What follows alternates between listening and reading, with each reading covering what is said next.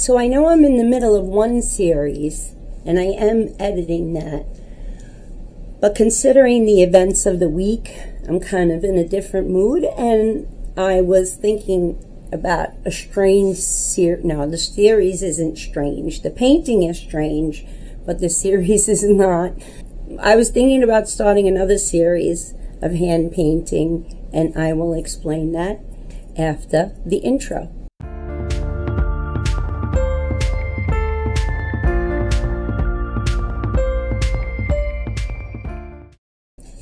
So recently, when I dug out all my work to photograph it and digitize it, I had found some pieces from when I was 13, 14, and this I think I made from my room when I was 14, and I had it hanging in my room. It had a silver frame on it, but now it has a gray frame. But one thing about this picture, and if I flip it over, some of them are dated. They say 84, so this was from 84, and I was very inspired by graffiti here in New York City. I didn't do it on the trains, I only did it on a canvas. But the thing about this painting is it's very flat. It's very flat. In the beginning, I painted very flat on a canvas. I painted very photorealistically. I was very tight. And over the years, I learned how to paint with more texture, I would say. Let's see if you can see that whole painting. This is a painting that I did with one of my students to show her different gel mediums or textures that you can put into the painting. And she really liked that. And we were playing, if I'm going to zoom in here, you can see, we were playing with gels. And that's some of the stuff that shines. We were playing with sand. It gets interesting when you start layering it to see what happens.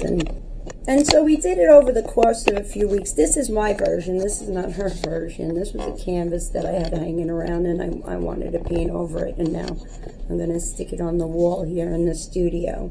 Well, let me tell you what the series is. So the series is, I have a lot of canvases that I'm not too happy about.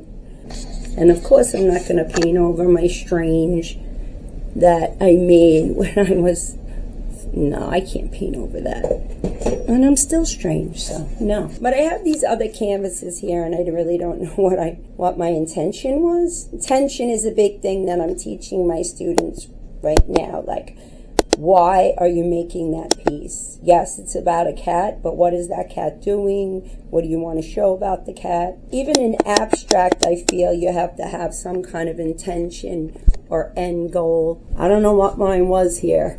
And you could clearly see it's completely unfinished. If I zoom in, you can see the texture of it. It's not, let me turn the camera this way, you can see. It's not a flat canvas. It's not a flat canvas at all. But the painting starts to come out. And I find that very intriguing when I see paintings like that are dimensional. So I'm looking to ape that a little bit. No, I'm looking to copy that a little bit, if I can. These canvases are particularly cool because they're particularly, well, that's a hard word for me. They're particularly old. And the other thing was I stretched them myself.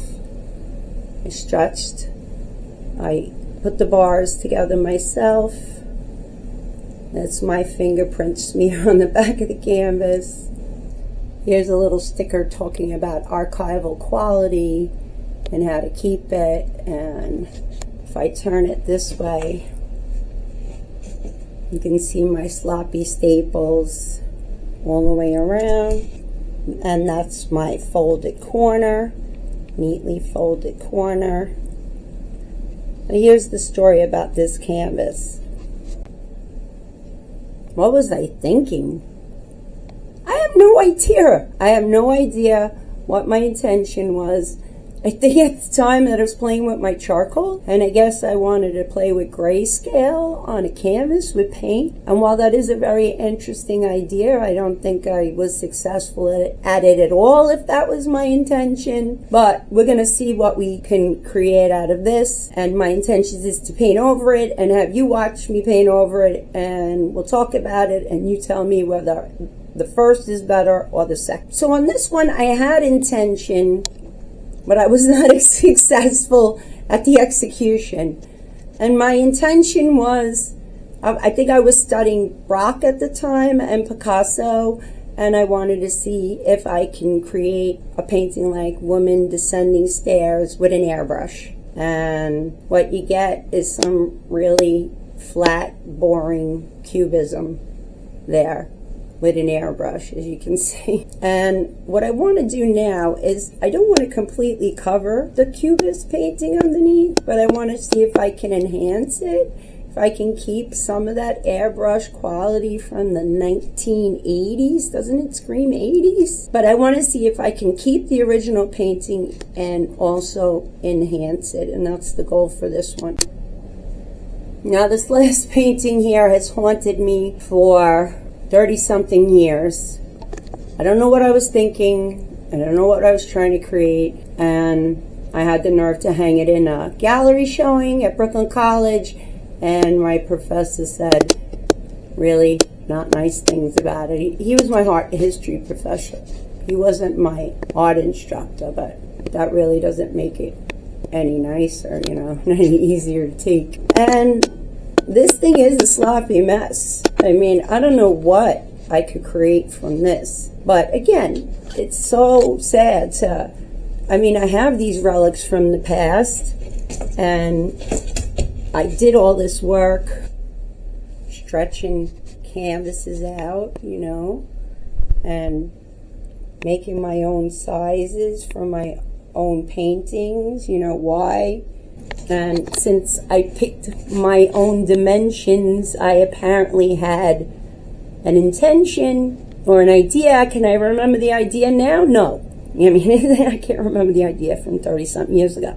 But I'm inspired to try some new ideas with some of these. I'm inspired to see what kind of cubism I can pull from that. This lava lamp painting, I'm interested in seeing what that might become. Now that I know so much about contrast and composition and how, and now that I know so much about contrast and composition and how white and black can pull the eye and the focus, this one's a hot mess.